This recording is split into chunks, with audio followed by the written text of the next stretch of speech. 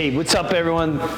Welcome. So this week, the podcast is a little different. We're on the road. We're doing a California run. But right out of the top, I want to thank you because by the time you're watching this, I put out a brand new comedy special called Country Boy Will Survive.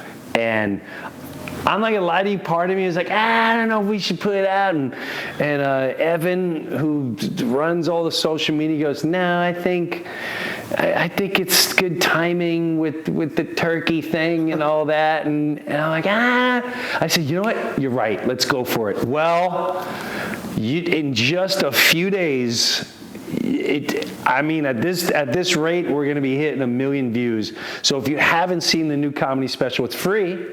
It's on YouTube. It's not going to cost you anything. Country Boy Will Survive by Jim Breuer. So we're in Monterey, California. Beautiful Airbnb. I like doing Airbnbs when I'm on the road. We did Irvine. Completely sold out. It was a great show. Killer. We had We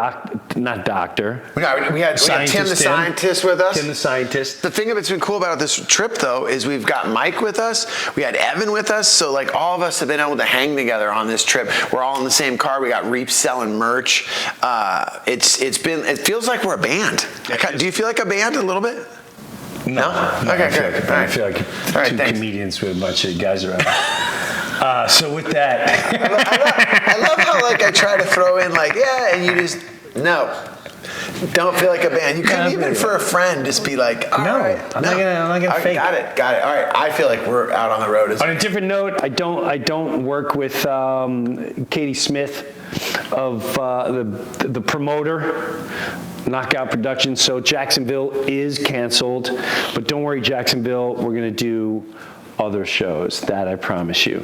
So I will be coming back to Jacksonville, Florida, because I love it there, and we'll be doing stuff. So this week we taped some stuff at Basilico's. That's an Italian restaurant. Tony Roman. I introduced you Anomaly. Anomaly's been on the show. I gotta get him back on the show. You know what? He was cool. We're gonna play a video of Anomaly towards the end. This guy, I feel like he is one of those guys, especially when the madness broke down. I tried to explain to you. That's what you were saying. Joe didn't know he was. It was great. I thought he was a baseball pitcher when he walked in. Because when you're backstage with you, a lot of times there's pitchers and athletes. There's a wrestler there the other day. I'm like, yes. Who's that guy? And you're like, that's a wrestler. He's a wrestler, and now he sings. A guy named Charles, great guy. We'll get into that. Steve Trachel, former New York Met ball player, and also does the Mets fantasy camp. He came back. He was telling great stories. So Joe Anomaly was there. Yeah. And first of all, he's way taller than I thought in person. And you were like, are you a baseball player? He's like, no. He's like, are you asked. I thought it was your attorney. Yeah, that's right. I thought it was his attorney. You thought it was my lawyer. I'm like, no, that's not my lawyer. I go, this guy, and this is true. I feel like, Rogan obviously is probably the greatest at it.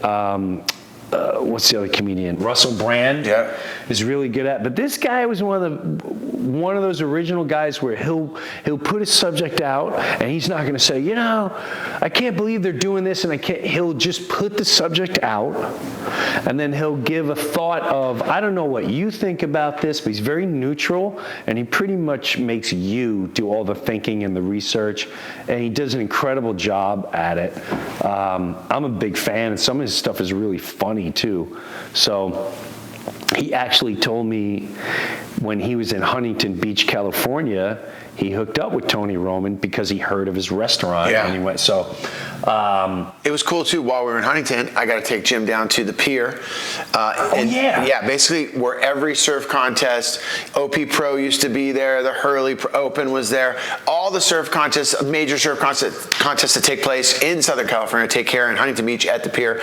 And actually a swell was hitting, so we got down there, we grabbed some coffee at HSS, cruised down there, got on the Pier, and it was, I got to show them north, south, and Huntington was. Yeah, he's explaining. Let me say, to you, it makes no sense. It didn't make sense to me. So we're going out the pier, and he's like, okay, bro. Joe gives he's like, the right side of the pier is like the north. That's the north side. And the left side of the pier is the south. Like, why? He goes, the north is the locals. It gets rad, dude. You know, like people go to blows, and they're very territorial. What? Surfing? It's like, oh, dude, you don't know. And the left side, they're more of tourist.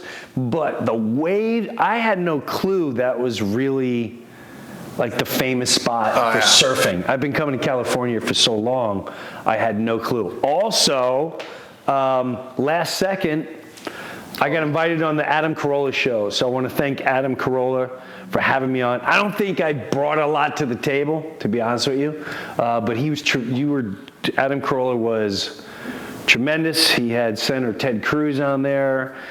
He was showing clips of my brand new special, Country Boy Will Survive. We got into a little bit of COVID stuff. And he's another guy that's kind of been on top of things for a long time.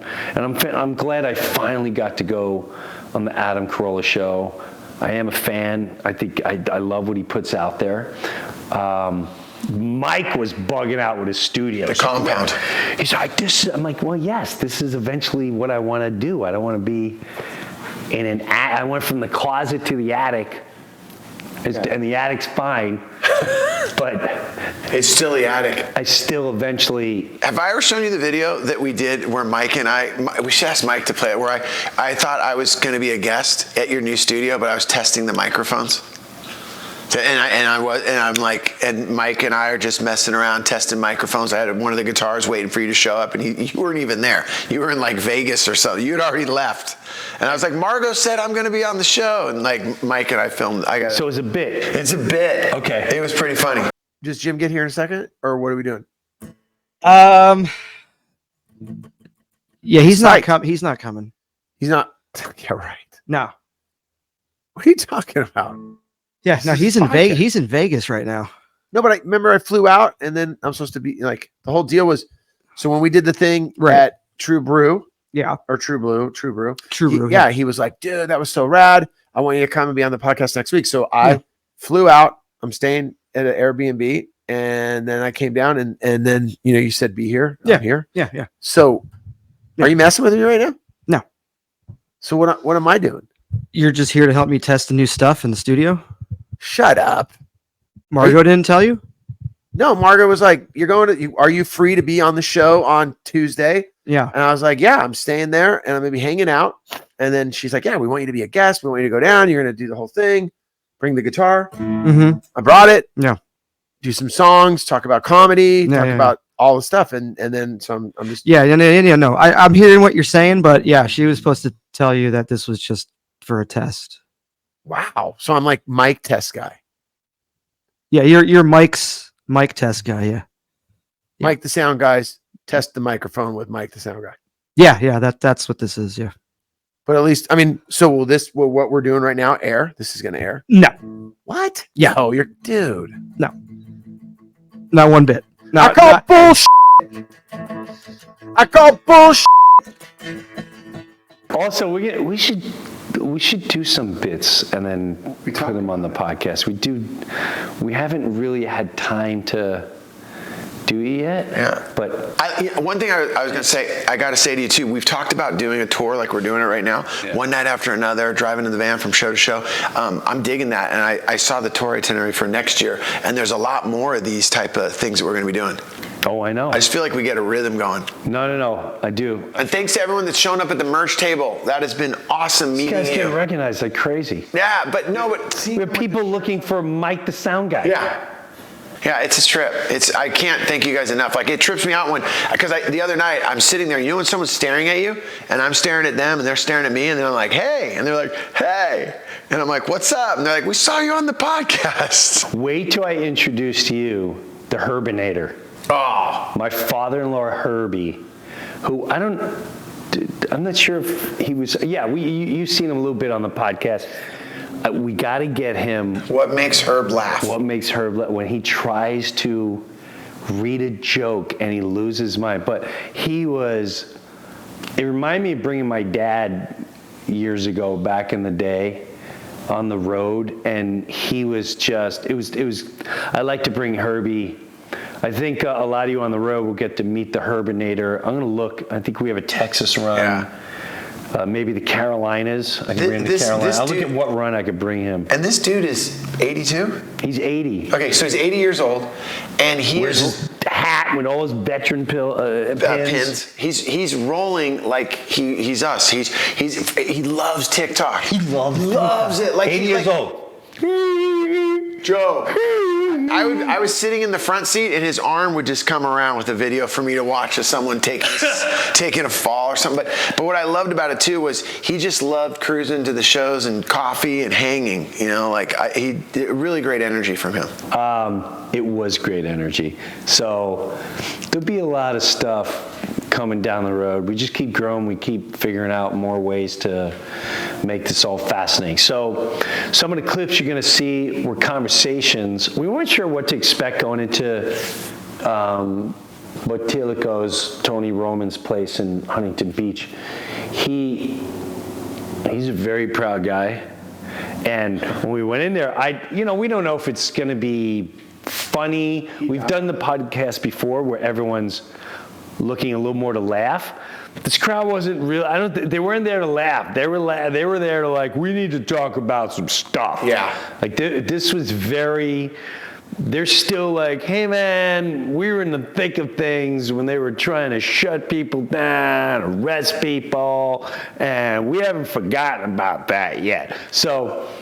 And they all know Tony from being on the show. He's definitely a very interesting and also very he's a big dude, like in real life. Man. Yeah, and when he walked into his restaurant, I felt his presence. Right, I don't want to use the word intimidating, like I was scared, but I was. And as he came over, he gave me this hug. His hands. Oh my God! This guy can stomp out wildfires with his hands. Just, I got this. And the restaurant, he's very proud of it. And what I loved was all the recipes were his mother's. His mom's. So he's really tight with his mom, and unfortunately she passed away. But all the restaurant and all the vibe in there was basically a place that he said he built kind of for like his family. mom to come. Yeah, I guess for his mom to come there and all that. It was really good. So we're going to listen to some of that. Yep. I gotta say, Tony, me and Jim, and we mean this with respect. Tell me if anyone else out there, I don't know. He kind of looks like Glenn Danzig a little bit. Like if Glenn Danzig went Italian. Is that just me? Mike, can you put up just? Hey, Tony, because I will see you and I love you, but I don't know. I felt like pasta. Yeah. Gonna have some linguine and clam. See, it looks a little bit. I don't know. It's the eyes. He does have a little Danzig vibe to it. Danzig was cool. I love Danzig. Big difference in height. Yeah, absolutely. Danzig about 5'8", 5'9". Tony about 6'2", 6'3". Yeah. Both incredible people. I say Danzig. Pasta. Go up to Tony's restaurant and you guys hang out. They'll definitely think you're brothers. Yeah, they would. There you go. All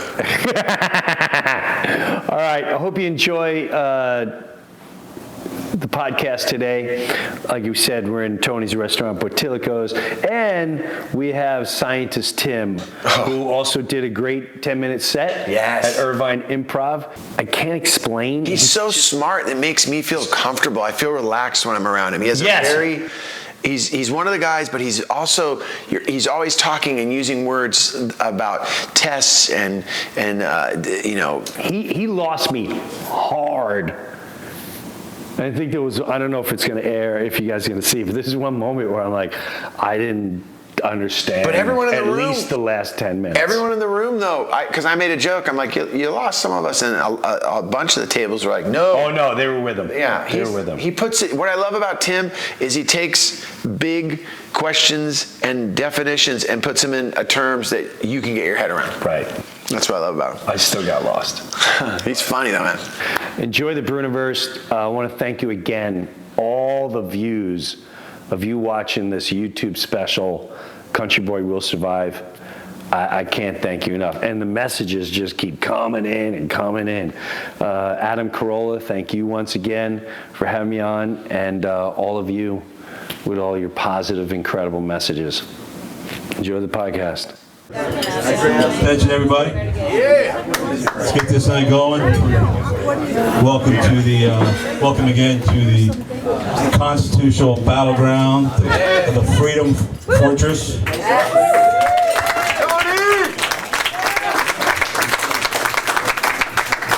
It's great to be surrounded by a lot of patriots again.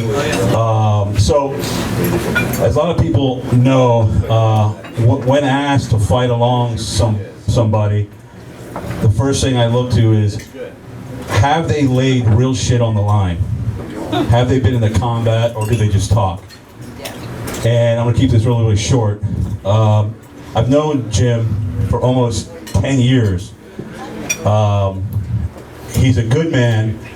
That's most important. But when I found out that he was truly on the front lines in the past 3 years, when he was on tour and he found out that some of the comedy clubs were requiring his fans to have a vaccine passport to get in, he said, F you, and canceled them.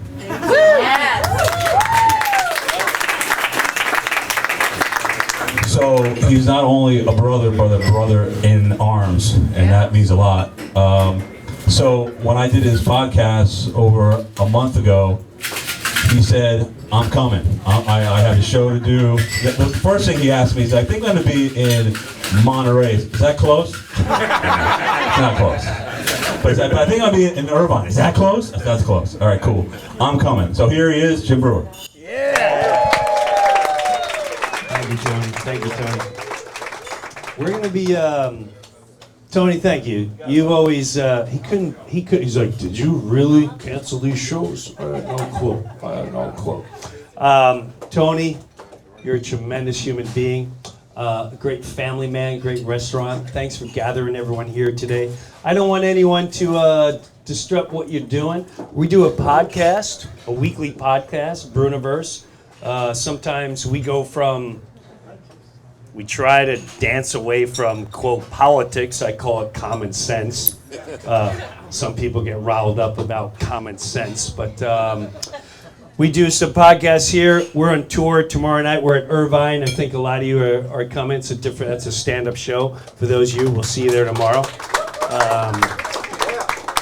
If you can't hear during the podcast, I apologize. Just, eat, do your thing, drink. It doesn't project the way this microphone does, so I do apologize for that. If you want to say hello or anything like that, come up. I'm here for that. If you came just to say hello or like, hey, can I take a picture later? I would love to. With anyone in here, I'm more than happy to do that. We're going to be here a while. Let's celebrate life, family, our existence, and raging against the machine for what we believe in. Life, liberty, God, morals, and family. All right, thank you. So, what do I do with that mic? Yeah, thank you, Mike. All right. Mike. By the way, that is Mike, the sound guy right there, and during the podcast. And so I do want to say right out of the gate, I film almost all my stand-up comedy shows, and a couple months ago, I filmed a comedy show, and Evan, who's right there, who runs all my social media, the podcast and everything, the dapper-looking man who has children at home. This is his big night out. This is Evan's first real night out right there with the martini. Let's give it, yep. Evan goes, Jim, you got to release this one night you did. It's got a Trump derangement. People have Trump derangement who I try to help. I don't have any quarrels with that. There's a bit about that. There's a whole bit about me learning to hunt and all these other things. And I wanted to hold off on the special. And Evan was insistent because he's young and he knows the internet and I don't know nothing. I'm 56 and I'm still asking my kids how to download apps. And Evan was like, Jim, I'm telling you, it's Thanksgiving weekend. People are going to be home. Drop this special. Well, I was a little reluctant at first. And then he goes, you got a whole thing about a turkey on here. This is the weekend to do it. Well, we are about to, by probably tomorrow, the next day, we're already going to hit 500,000 and clearly go through 1 million. And I can't thank you enough for doing that. Good Lord, even Tracy Morgan, who I haven't spoke to in 12 years, called me today. Jim Breuer, I love yous. We need to connect. So tomorrow night I'm doing a show with Joe Sib right here, who everyone thinks is Tony's related to Tony because they got the same hair. Yeah, right when I got here, I all from the moment that Tony was on the podcast, Tony, people were like, "Oh my gosh, I saw your uncle. I love that guy." Joe, I didn't know that. I want to eat at the restaurant. Can you hook me up? And I was like, okay. But just coming in here early today, when we came in with Mike to set up, so many of you drove so far to be here tonight with us. It's an honor that you would spend your Monday night with us after you spent, Thanksgiving with your family to be here with us. But thank you so much for being here. And tomorrow night's going to rip. Can't wait for it. Absolutely. For anyone listening at home, don't forget all the tour dates. We're doing California this whole run. Monday, Tuesday, Wednesday, Thursday, Friday, Saturday.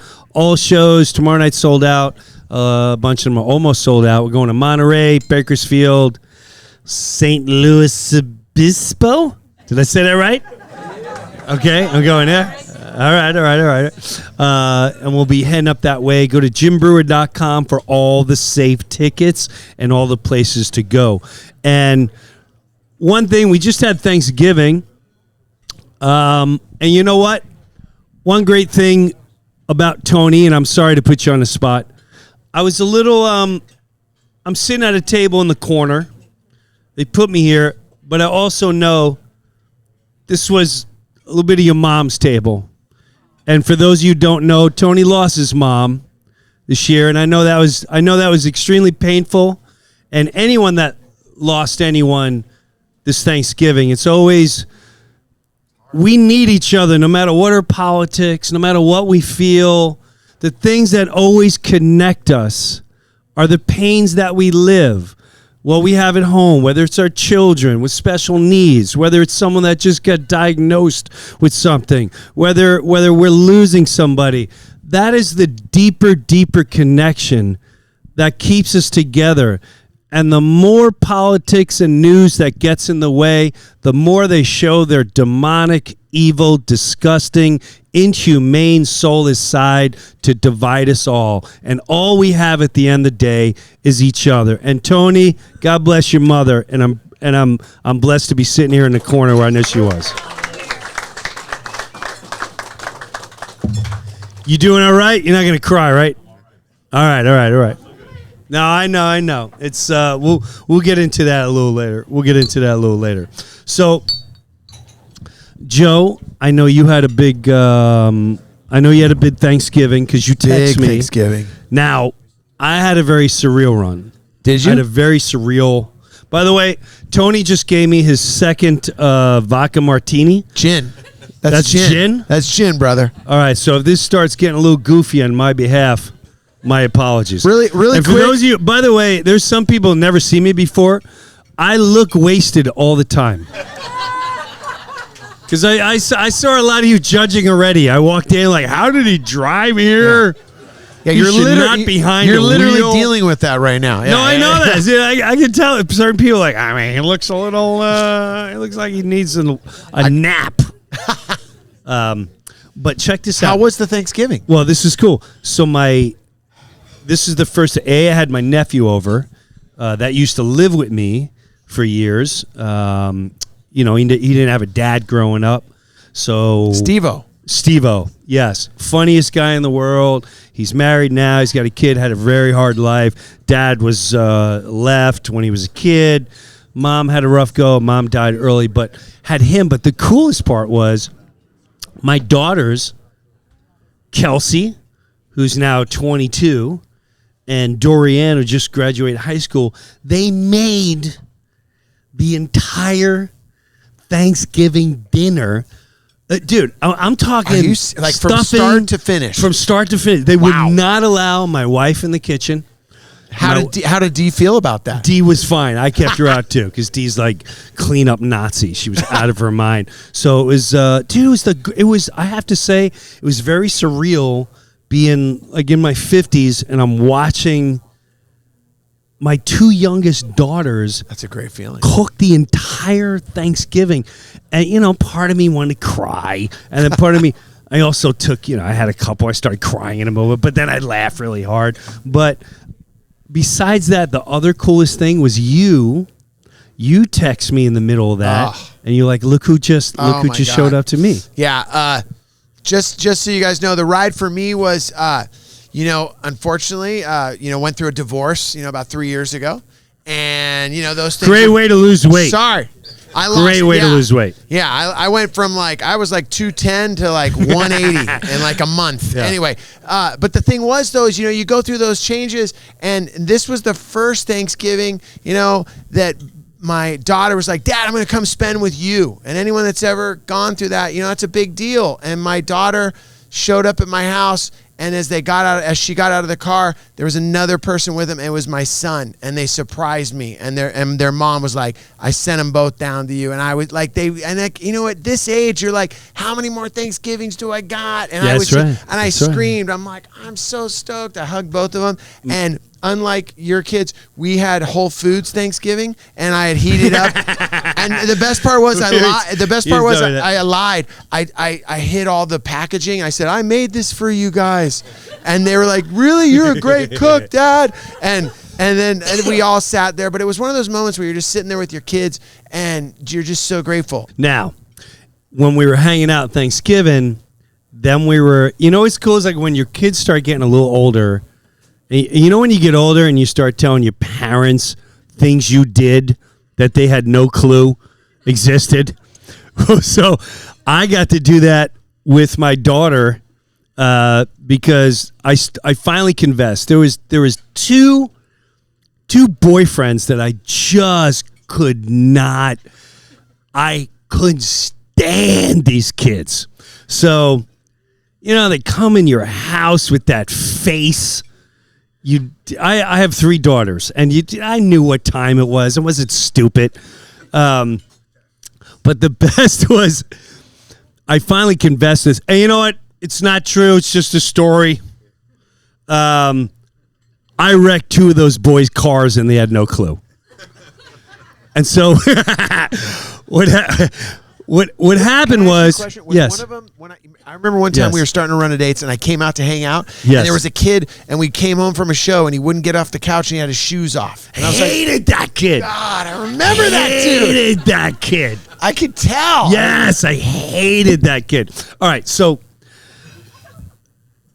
the first one, this banana would come over. He'd reek of pot. Okay. Which whatever. I did that when I was younger, but not when you're dating my girl. I don't want you reeking of pot when you show up. So he reeks of pot, and I would always tell everyone I lived in New Jersey, and I had a very long driveway, and I also lived in the woods. So I had a dark driveway, and I would tell anyone that would come over, do me a favor. My garage opens up, and I fly out of my driveway, and I also go backwards. So I come out of the driveway and I back. It's probably from here at least to the main road. I have no clue what that main road is, but how far would you say that is about? Like feet? That's 7,500 feet. 7,500 feet. So my driveway is about 7,500. I'd back out, and my dad always taught me to use the side view mirror, so I'd always, and I'd fly out into the street. And I tell these bananas, listen, when you pull your car in, do me a favor, go the end of the driveway, because when I pull out, I'm not going to see your car and I'm not going to look at it. Well, the first banana, who I can't stand, reeks of pot, this guy, I had to go run an errand, all right? So he doesn't park at the end of the driveway. So as I'm backing out, I'm not looking. It's my house. I don't need to. And I smash into something. Bang! I look at his rear view mirror. It's smashed. It's dangling. He's got a bump in the fender. And I'm thinking, well, he's in the basement with my daughter. He has no clue what's going on. By the time he figures out something wrong with his car, he's going to think someone hit it at the shopping center. Did you go for a full hit and run? Dude, absolutely. Absolutely. But the second one was way better. The second one, I come in my house, and right away he's in my kitchen, and he's drinking a beer that he clearly opened my fridge. And he said, right.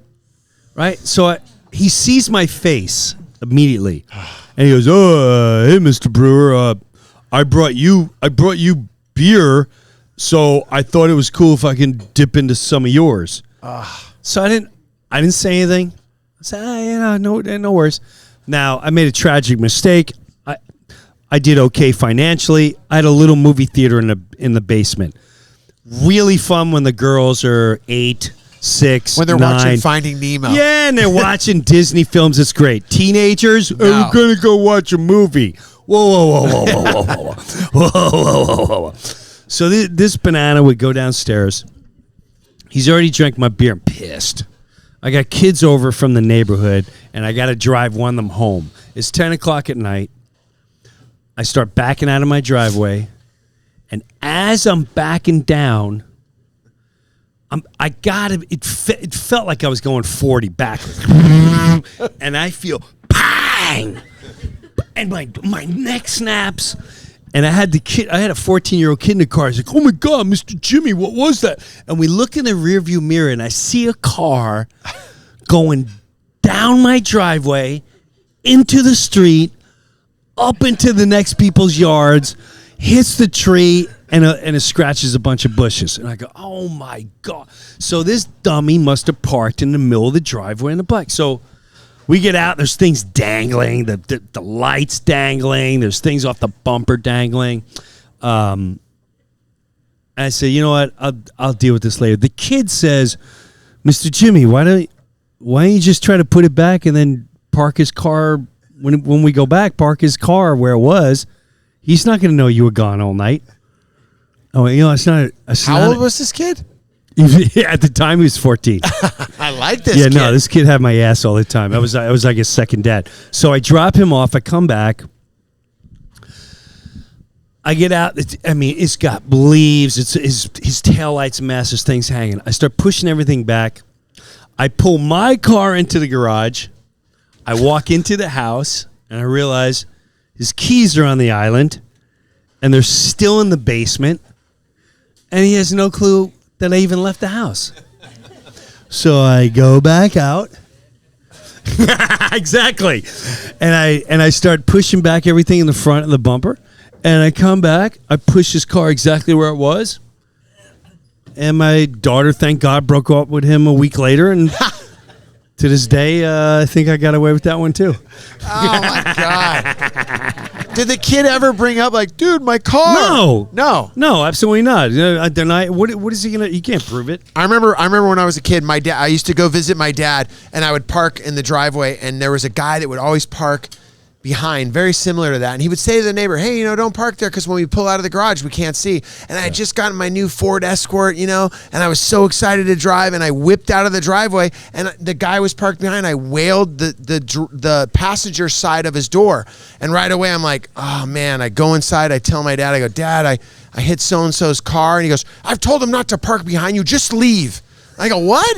I go, "What about leaving a note?" He goes, "No, F that guy. I've told him not to park behind you." And I drove away. He's out. He's done. I'm sorry. I'm like, "Dad, I'm doing a hit and run." He's like, "It's okay. Go." Under those circumstances, it is okay. I would agree with that. Hey, where's my ankle bracelet friend? Kim, come over. Kim.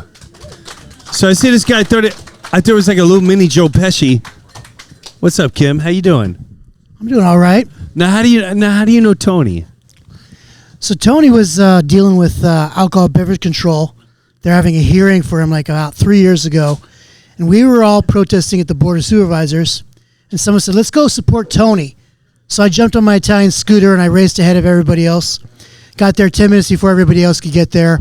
I cruised the parking lot. I saw Tony and Will hanging out in the back. Yeah, have a seat. And I asked him, I said, are you Tony Roman? He's like, yeah. I said, Tony, we're here for you. We're here to get your back. So Tony came over and took a picture with me. And I said, there's more, Tony. There's like 20 people, 25 people around the other side. Just follow me. Let's go see it. And I kept coaxing him to follow me. He's kind of looking at me funny, but on my scooter, I drove about 5 miles per hour, got Tony and Will to follow me around the side. And there were people there with noisemakers and megaphones. And we raised such a ruckus for about 30 minutes. So finally, the other businesses in this building, they were concerned about the noise. They talked to Alcohol Beverage Control. They made a deal. They said, if we let Tony in, because I forgot to add, Tony was outside because he refused to go into the hearing because they wanted to wear a mask. So that's why he was in the parking lot.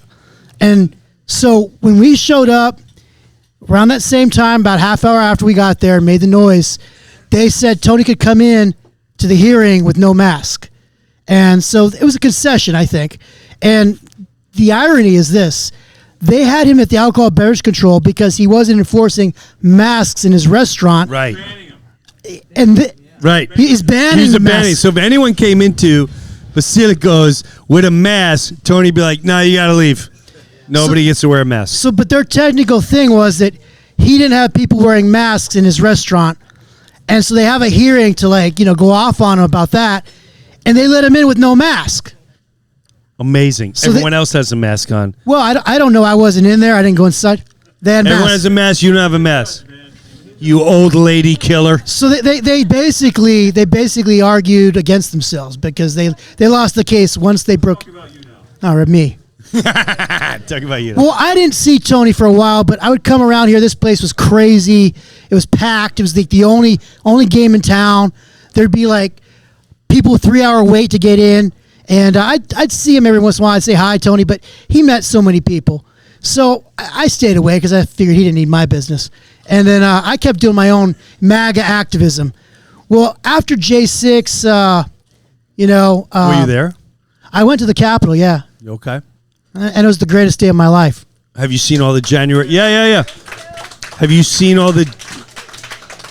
Has everyone seen online all the January 6 tapes that have been released? And you see all the badges that are flashed, and you see all the...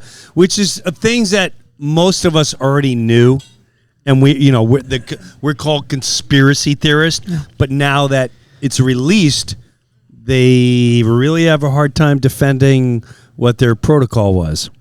Yeah, I mean, I don't have the patience to follow up on all that stuff because I'm just tired of waiting for everybody to catch up. I knew all this stuff years ago, and so I'm just waiting for them to catch up. Now, when you say years ago stuff, what do you mean by that? Infiltrators, shills. Yeah, fake narratives. Right. Right. And paid agendas. Paid agendas, yeah. I mean, you name it. Don't you remember when the riots broke out and you would see certain guys? People forget. Remember all the bricks that were just kind of laid out in the middle of nowhere, and how quickly it was all organized and how quickly it all came. You know how hard it is just to put together a 4th of July parade? You got to get permit, and that was the first. Every time there's this major thing, no one ever questions how is all of a sudden 1,000 people lined up, rioting and all organized? How do people organize that quick? It's and no one questions how that goes down. I mean, I saw that back in 2017. We would throw rallies in Laguna Beach, just down PCH, and there'd be buses. We'd find the buses on the outskirts of the canyon, and there'd be 2,000 people there to protest us. And my friend who lives in Laguna Beach said everybody that got off the bus got an envelope with $500 cash in it. Yeah. And so they either decided to take the money and go down to the beach and protest us, or someone decided just to catch an Uber and get out of there. But they had money to burn. So it didn't matter if 40% of their people just, boned out and didn't go to the protest. They didn't care because they got deep pockets. So. Now, Kim, you said 2017. What are they protesting in 2017? So we had in Laguna Beach, we were remembering the victims of illegals. And, people that have been run over by a DUI by someone that shouldn't be in this country, or gangbanger or whatever. Like the guy in San Francisco that Kate I think like Steinle. a father got shot. She died in her father's arms. Kate Correct. Steinle, The daughter that died. Okay. Yeah, Dad helped me. We're Right. last, Yeah. And the guy, he had all these different stories. I think he'd been deported 6 times. He'd Right. been arrested 6 times or 7 times. Well, they're going nuts in Ireland right now. I don't know if you saw that, but A little bit. there was a quote. I don't know what it is, but an immigrant stabbed children in Ireland, and that's why they started rioting over this past Thanksgiving weekend, and to the point where, immigrants, I'm not going to say anything, they're running away from things, but at the same time, where the anger comes from, in Ireland, they started burning down the areas where they're giving more to them than their own people, which happens a lot here. Yeah, We have veterans that don't get squat. We have our own people that have to pay insurance to get things, and you pay lots of insurance or your veterans insurance, but yet if you don't have that and you're quote immigrant or illegal, you get all for free. So how is that supposed to make people feel? Sorry, I went off on a little. No, you're right. I made a left turn. Sorry. That needs to be pointed out. My dad was born in Italy, but I believe I would have never believed that.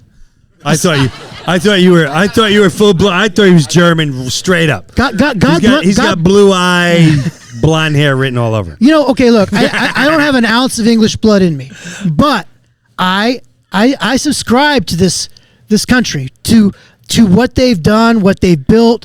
I've assimilated. I believe in constitutional rights. I believe in freedom. I believe that if people are willing to assimilate, and you gotta do that like slowly. You can't just like flood a nation with invaders. And God bless those Irish, because they're being good stewards. You are given a country, you're given a family. Whatever God gives you, you have to take care of that. That's a blessing from God, and it's a responsibility. So when you've been given something to take care of, you do your best to take care of it, even if it means your life, because that is a service and a duty unto the Lord. So they're being good stewards right now in Ireland, and I hope that God blesses them, and I hope they keep their focus on Him and make it about Him. Hey, listen, I'll tell you this. We had a here's the thing with what I talk about with like immigration, whatever. We were able to take in a family that they had a fire in their house, okay? Now, the fire didn't destroy the whole house. It was in the basement. They were more freaked out. And so we said, while you're remodeling the house or whatever, why don't you live with us, okay? Now, I had 3 little girls. My wife and I had 3 girls. They had 3 kids. 2 of them were boys. Just the mom. The boys were, when I say buck, I'm talking chimpanzee, buck wild. I would come home, doorknobs be broke, the fridges, it was always something broke or something going on. And when you take it just as common sense, a godly in us go, let's take care of them. Now, once their place was refurnished and redone, they didn't want to go back. Yes. And we kept saying, for whatever, and she was also going through terrible times and all this jazz. But at the same time, this was going on 4 months, and there was a point where I told my wife, I'm not staying at my house. I can't live like this. I'm out working. I come home. Things are broken. I'm feeding, we're feeding 7 people. I can't. Is there a game plan for any of this? And this is the mentality what people don't understand. You can have a good heart and say, we want to take people, but if you're not the one taking them and you're not the one with a plan, then keep your mouth shut, because everyone else has to go out because of you. If you want to do it, knock yourself out. I loved what I did, but after 3.5, 4 months, I'm like, I can't do this. They gotta figure something out. I'm getting angry. I'm getting bitter. I'm getting resentful. And I compare that a lot to how people feel towards immigration. You could say, hey, leave it all open, but we're the only country in the world that leaves it all open. Do you travel the world? Yeah, wherever you go, Everywhere you go, give me a passport. I can't become a citizen anywhere. I can't stay there more than a year. My daughter went to Australia, New Zealand, and her visa is up, and they're like, you got to go. There is no, hey, we got your back. But look at the people in Poland. They're like, sorry, we don't care. The people don't. We thrive without it, so we're not doing this. Take care of your situation. Yeah. Tough love. Yeah. Tough love is love too. Yes, it really is. You know? There really is. I was in Columbus, Ohio a couple years ago, and every year I would tour through Columbus, Ohio. And every year I would go there. One of my favorite spots. And in one year I went there. I never saw in my life. There was Somalis everywhere, right? So I just remember at the end of the day, and I wasn't intimidated. I wasn't scared. I just was thrown back of how much the area changed. So I asked the guy that was promoting the show, I went, I said, I don't want to sound crazy. He goes, I already know what you're going to say. He goes, listen, this was part of the, when Trump came in, something was happening then, and people were like, we're letting immigrants in, and blah, blah, and refugees. And he goes, well, through our church and whatever, we let all them in, and now we have a serious situation. A lot of them didn't want to work, and a lot of them hated the local culture of the same background, and they started getting into wars. They started getting into there was rape. There was a lot of issues, and he said we didn't have a game plan. We just thought it was the right thing to do, which again is always fine, but you always need a game plan to figure things out, or you got a big mess, and that's what politics really destroys a lot of situations. I mean, yeah, I hear these stories about China doing these central planning where they would say, let's kill all the birds so they don't eat our fruit trees. And then they get an infestation of bugs that are eating the fruit trees. Right. You can't really figure it out what it's going to go if you make a drastic action and bringing in thousands as opposed to dozens. That's colonization. That's not assimilation, because people aren't going to adapt if they've got their own people. So they're not going to realize what the local culture is, what the local values are. They're not going to try and fit in because they have their own. All right. I agree. I thought, Dr. Tim, you don't want to? A scientist, Tim. I'm happy to talk whatever you want to say. I was scientist Tim, everybody. This guy. I guess in terms of foreign culture, I was an exchange student in Indonesia when I was, a junior in high school, and then I spent. Yeah. Can you introduce him really quick just so everyone knows? Well, you do it too. I mean, we've had Tim's a comedian, scientist. Came on the podcast a couple weeks ago. Was unbelievable, talking about so many things from COVID to anything scientific. This guy basically breaks it. What were you gonna say, Joe? All I was going to say was Tim and I have been friends for years doing comedy. He's a scientist. His thing is Tim the Scientist. Yes. And when we would hang out and have coffee, he was talking about so many things that you were into. And I was like, you got to meet my bro, Jim. And then he had him on the podcast. So it's amazing having Tim here tonight. Yes. Yeah. And so one thing you said that was interesting to me on the science part was that they were having you had to wear masks at the courtroom or wherever this. At Tony's hearing. Tony's hearing. Yeah, they were trying to make him wear a mask. Which, we had these mask rules that made no sense for many reasons. But when I was on the airplane, everyone had to wear a mask. My son hated wearing a mask because he's special needs, so he didn't want the mask on. Everyone was going nuts. But then 5 minutes later, they're serving peanuts, and everyone has their masks off, right? So the entire cabin fills with the virus if one person's in there, right? And then you put the mask back on. So it makes absolutely no sense. You might as well, wear a mask to prevent getting mustard gas in your. Then fill the cabin with mustard gas. Everyone takes off their masks, and then put a mask back on. We can't. You're dead.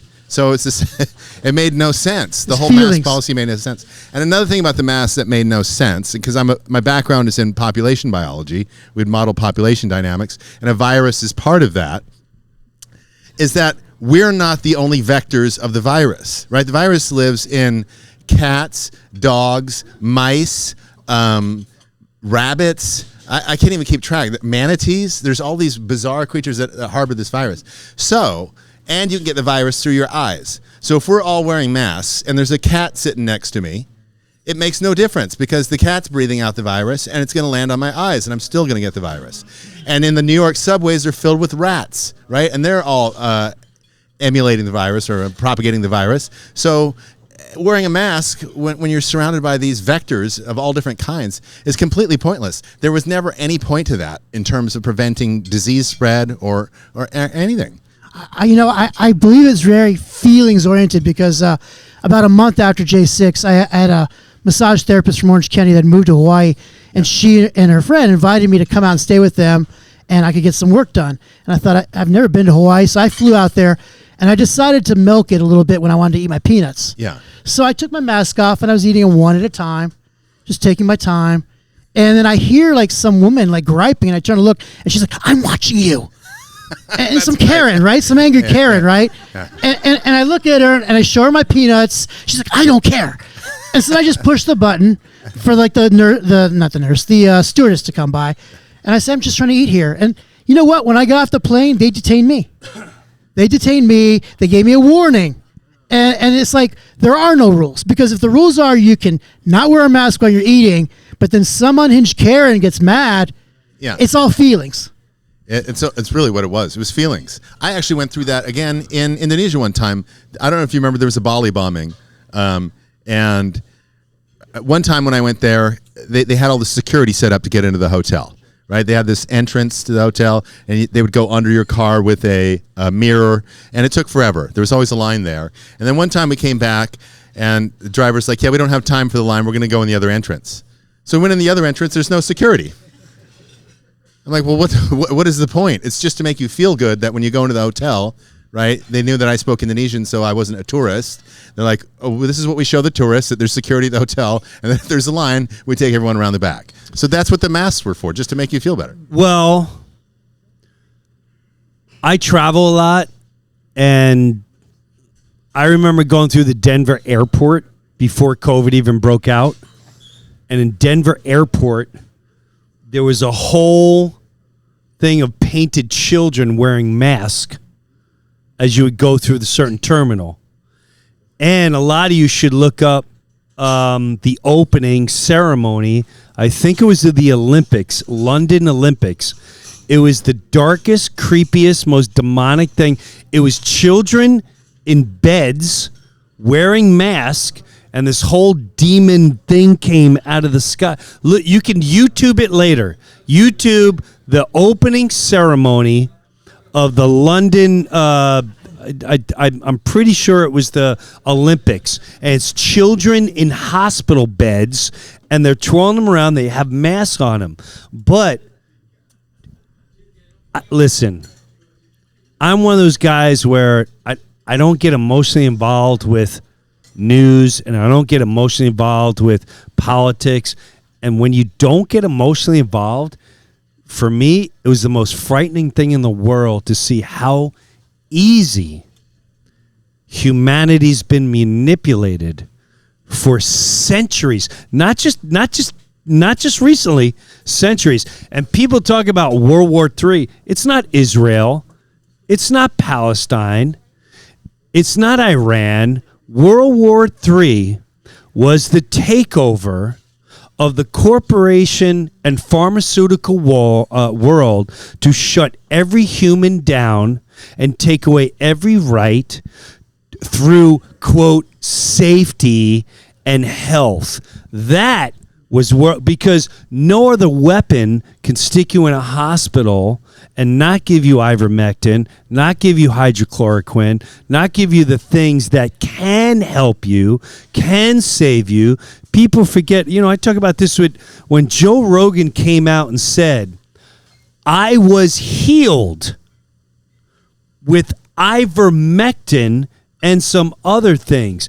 If this thing, and you still believe exactly what it was, and you still believe it really was just destroying and murdering and killing, if we all lived in this restaurant and they said the only way to save us all was to stick a needle in you, however, one of us, just one of us, maybe doesn't matter, one of us said, hey, I just ate some bread and had the penne alla vodka, and by miracle, this thing went away.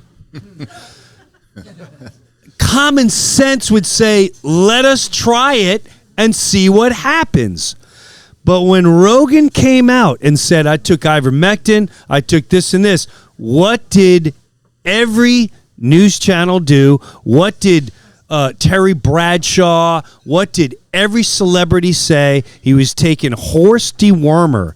And people don't realize you could talk about the atrocities of humanity all you want through war and World War II and what caused World War II and all that.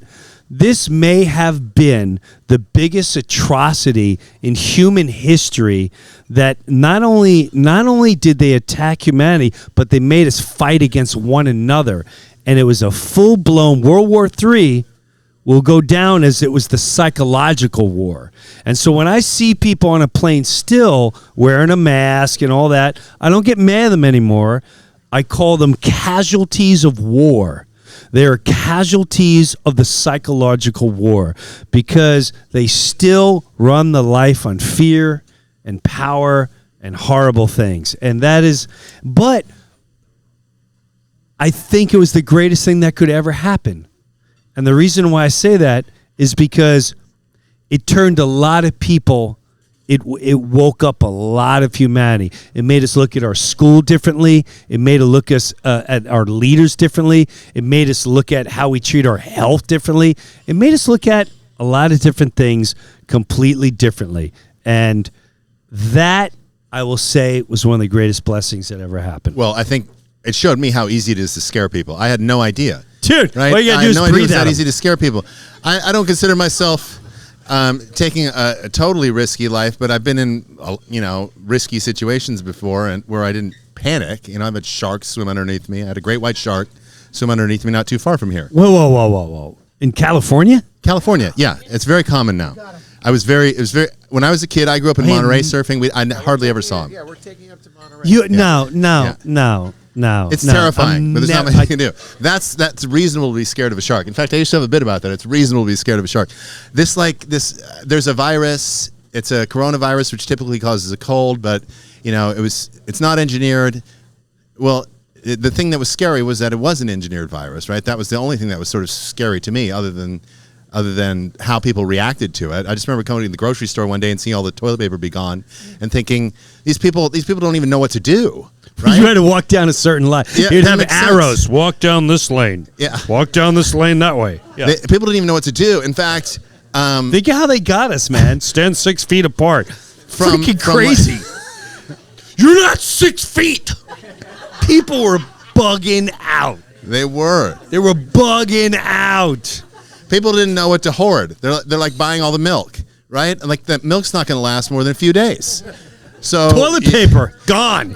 Toilet paper's gone. The milk's gone. I'm go over to the nuts and honey are all completely full. That's the only thing that's going to stay. I know. Right?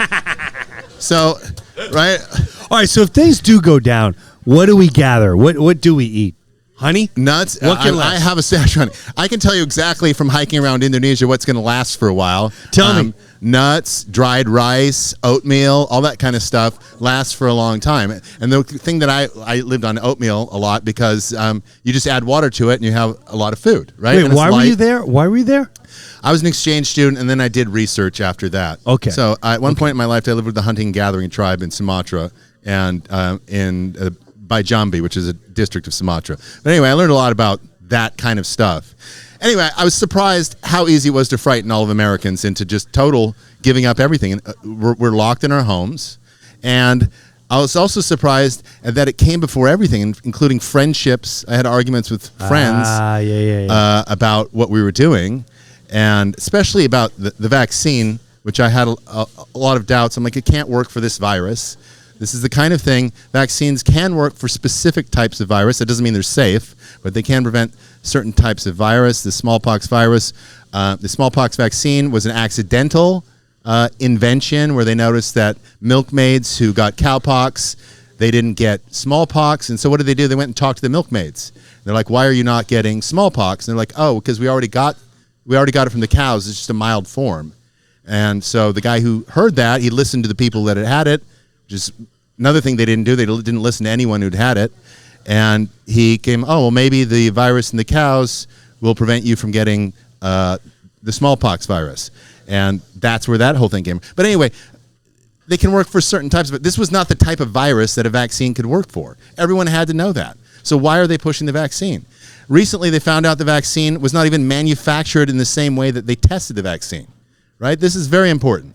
They manufactured the vaccine using PCR, polymerase chain reaction, which was invented by a Nobel laureate who happened to surf where I surfed down in La Jolla, Carrie Mullis. And anyway, that was expensive. So when they made the vaccine to process and inject into people, they used bacteria.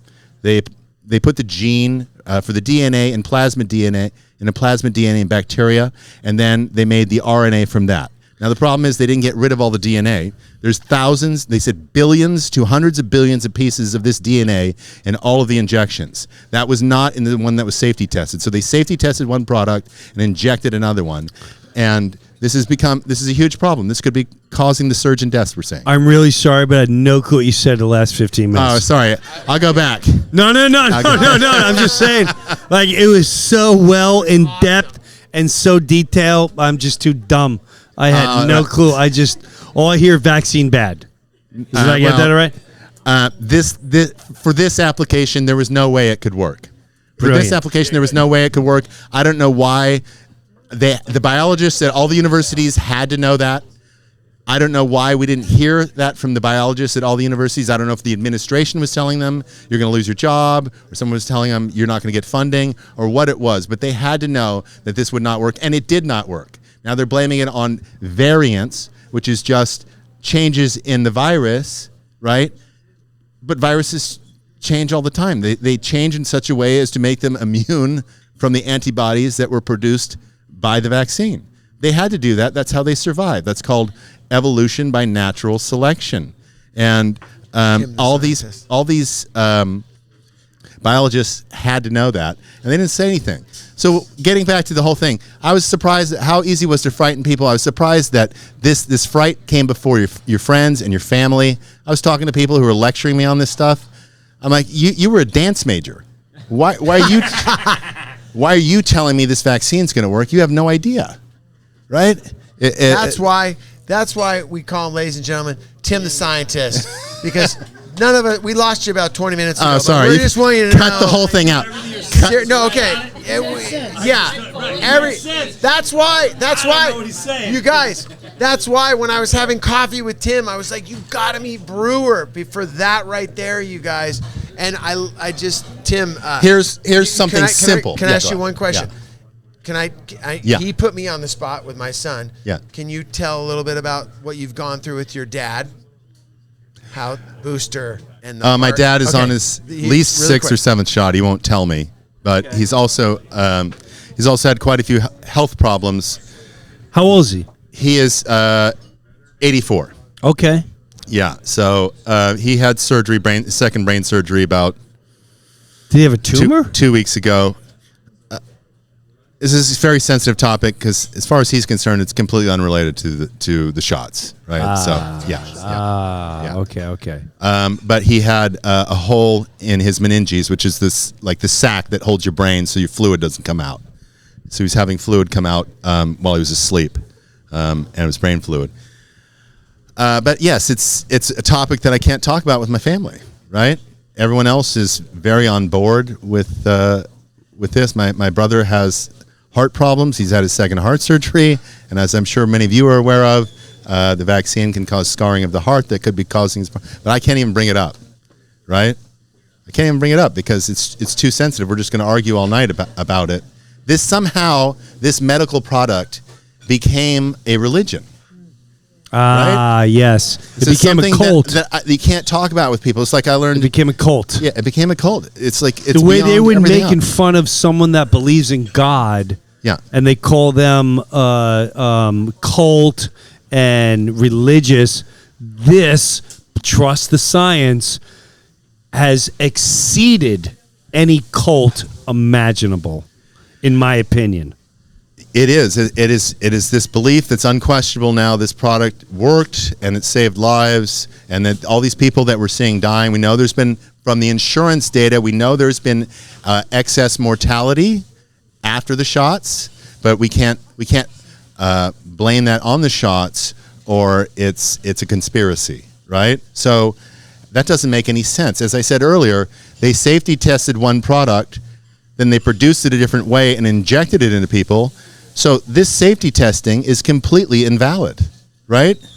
They injected you with billions of pieces of bacterial DNA that could be causing this surge in mortality that we're seeing. This could be causing these disabilities that we're seeing because we can't trust anything from the safety testing. Tim, do you think that's for money, or do you think it's for the guinea pig reaction? You know, I try and think about why Like, what's they the would have done it. motive? Is I mean, I are guess they it's cheaper to do it through the plasmid. The bacteria was cheaper to produce. That might be it, but I don't understand. There's other things in there like the lipid nanoparticles, which help take those pieces of plasmid DNA and put them in places where they can hurt you, and those cost extra money. So why are they in there? Is it part of, like, for instance, we had a guy on a couple weeks ago. It was Kevin. Yeah. And he had a couple weeks to live from cancer. Yeah. And he started taking what the mainstream media would call horse dewormer. Yes. And he literally has been cured from cancer. So, yeah, check out what was it, like 3 episodes ago? What was that episode, Mike? 108. This guy was told he was put into hospice for cancer. He was put into hospice. And the story is actually, it's pretty intense and pretty incredible. Long story short, they give him some type of horse dewormer. And some came out about ivermectin, too, about, I don't know this for a fact, about cancer and blah, blah, blah, that they don't want you to know about. Yeah. So if you really think about it, I remember when I started touring years ago, I started noticing how many people started taking nursing, going into the medical field, and how many new wings were being built and how many new hospitals were being built. And I'd ask a very simple question. How do you know this many people are going to be sick in the future?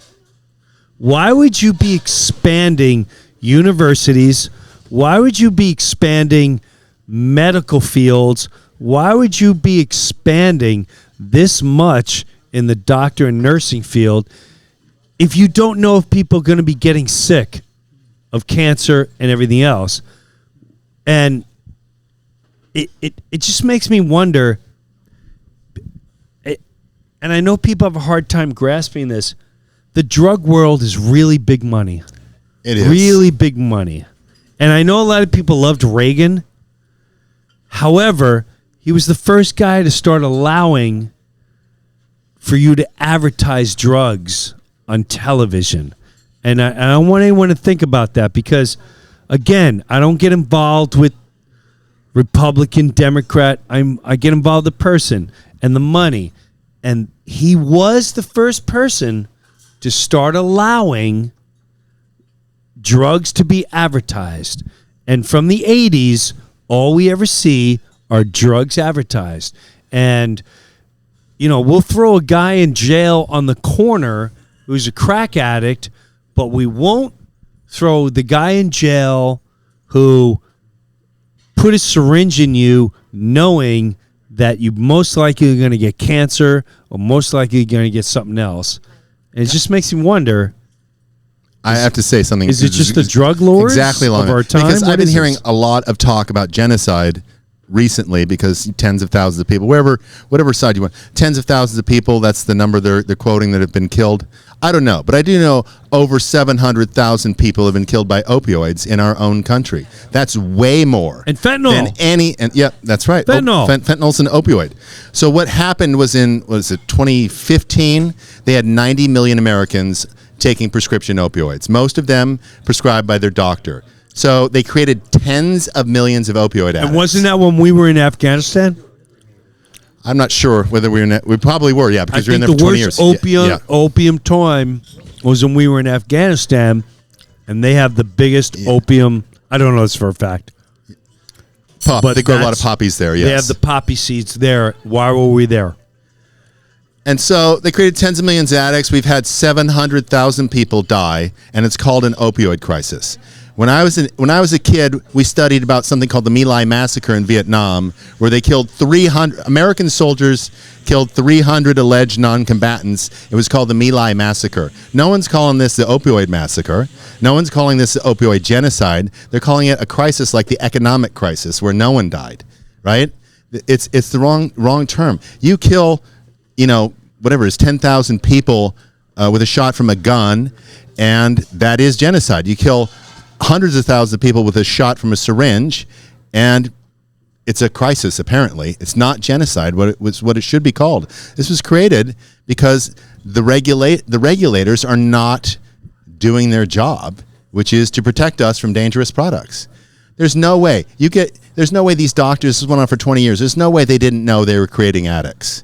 If you're prescribing opioids to people within 3 months, even if you believed the nonsense from the FDA and these companies that these were safe and effective, you would see the addicts coming back to you. So you had to be willfully blind to what was going on in front of you. And this is another thing that was very, very important to me, is that getting an advanced degree, and I knew this, but not a lot of people, doesn't make you a moral person.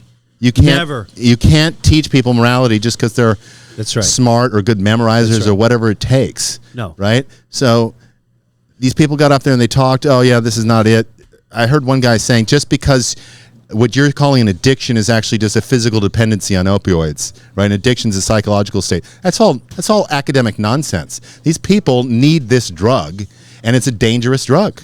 And now we're seeing it. We're saying we've had 700,000 people die, and it's going to be millions by the time this whole thing is done. You get Kim all riled up. And no one is talking about it. They're not talking about it as genocide. Hold on. Okay. Yeah, I am riled. I'm riled up. So, look, all right, so, being in my situation, I've had a lot of time to go on the internet. I can't get a job. I can't get anyone to rent to me. They're scared, but I have a lot of internet access, and I've been trying to figure this out. And some of the things I hear, because I'm a spiritual individual, I believe in Jesus Christ as my Lord and Savior. And the thing is, they say that these elites, they practice like a form of ritual magic.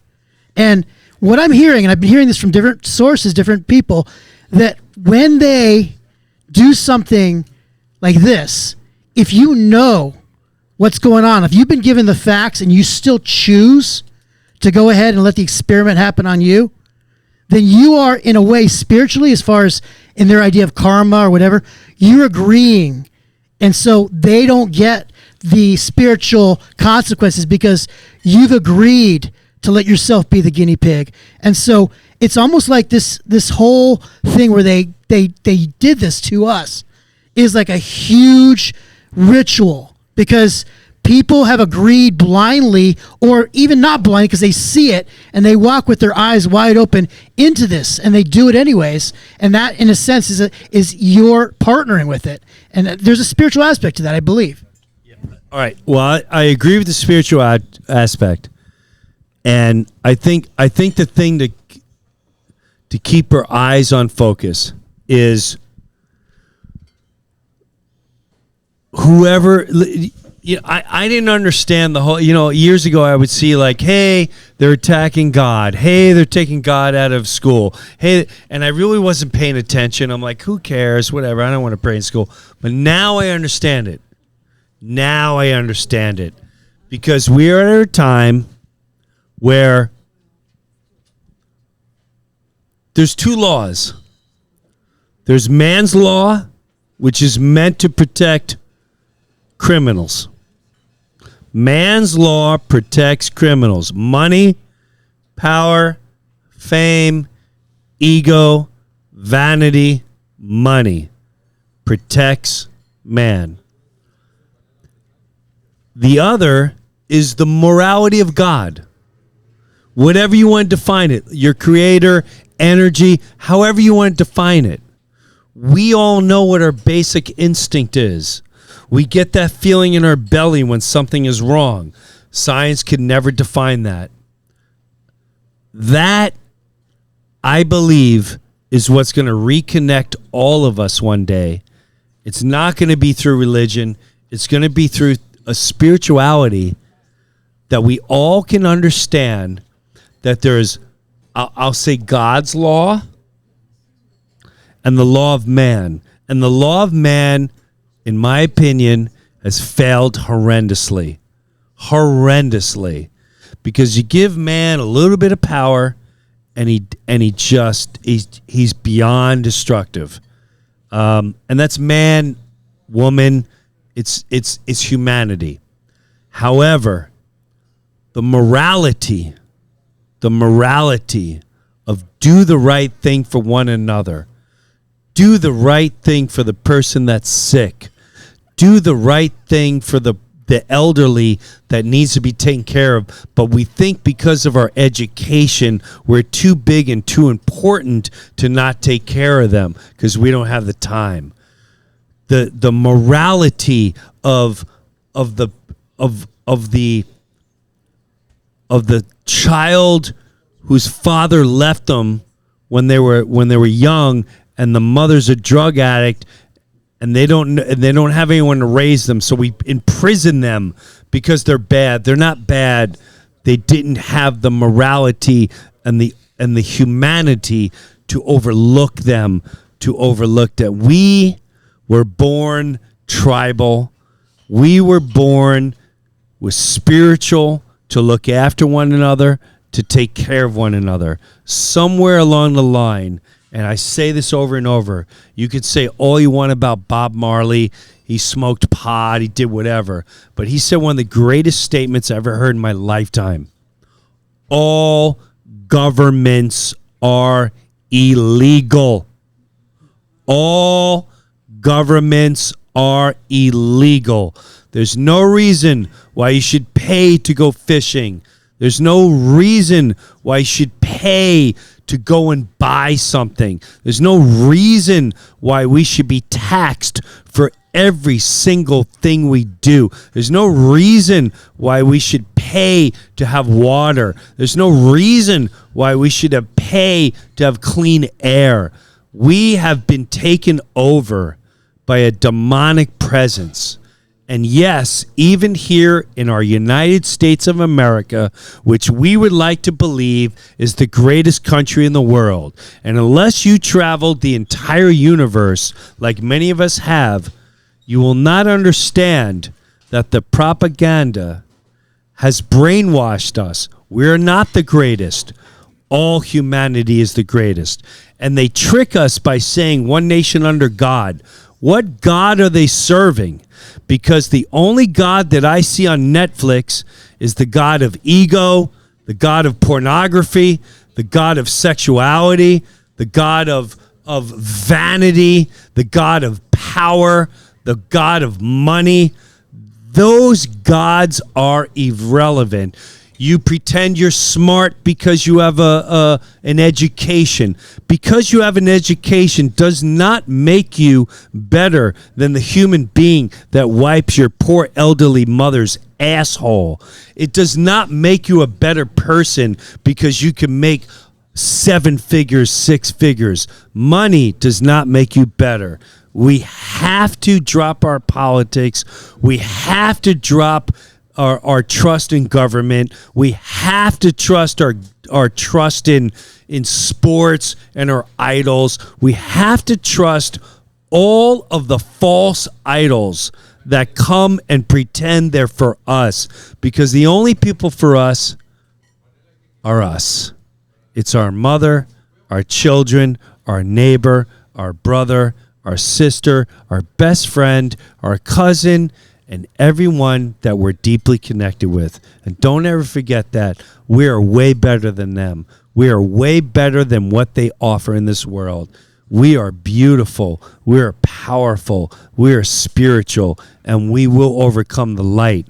As much darkness as they try to pull over us with fear and war and take a side, screw that take a side nonsense. Take care of one another.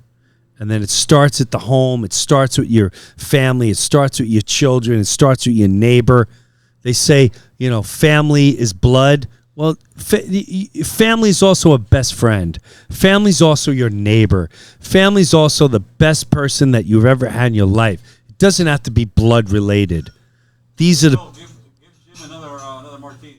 Yes, I want another martini. So with that said, you all have a great night. And let's have some chicken parmesan and enjoy the rest of the night. Thank you, Tony Roman. Thank you, Kim. Thank you. Thank you, all of us. And thanks for listening to Breuniverse. We'll see you tomorrow night, Irvine, California. Hey man, I hope you enjoyed the Breuniverse. We'll catch you next week. We got some, I'm not going to say what we have next week yet. You're not going to lie. I'm not going to lie because I really don't know yet. But I do have something for the bunker. I love the way you guys responded to the JFK Jr. one. I got 2 more bunkers and I want to make really big I'm at the point, I'm not even going to tell you what they are, but they're subjects that will, I just feel it's time where, can we just stop pretending or tap dancing around this because it's sensitive to some people? I'll just leave it as that. But I think we're getting to a time where we can no longer pretend this is what the reason was for a certain thing, or that happened or didn't happen. I'll just leave it at that. Yeah. I'll just leave it at that. You don't even know what I'm talking about. You were talking about one today, the Beatles one. I mean, I jumped into the rabbit hole when we got to here, and I don't know. That's a good one. Dude, get me out of the rabbit hole. Send the copter. I got to get that. That's a good one. Damn. That's not the one? No. Can you do that one, though? Yes. All right. Yes. Yeah. That theory, at first, I was like, come on, man. But then I saw everything. You think so? Listen, when I saw whether he's Billy Shears or Paul McCartney, when I saw him sit down that TV show and he blatantly went like this, the Illuminati sign. Yeah. He's not even hiding it. He sits down and he goes, so who? He's not stretching. He's not stretching. He clearly gives the sign. He goes out of his way to do this. So, those gang members, boop, boop, boop, boop, black eye, red shoes, black eye, red shoes, diamond hands. What are you gonna do? Anyway, thanks for hanging out in the Breuniverse. And we'll catch up with you next week. Have a good one. Take a look around and what do you see? Lock the date down tonight, we'll make it history. Hey, this is Jim Breuer, and I got my own Patreon page, and hopefully you'll check it out. Live comedy concert streamed once a month. Early access to the Breuniverse podcast every single week, and have bonus footage and bonus segments. I promise you I'm not going to let you down. Go check out my official Jim Breuer Patreon page, and I'll see you there. Many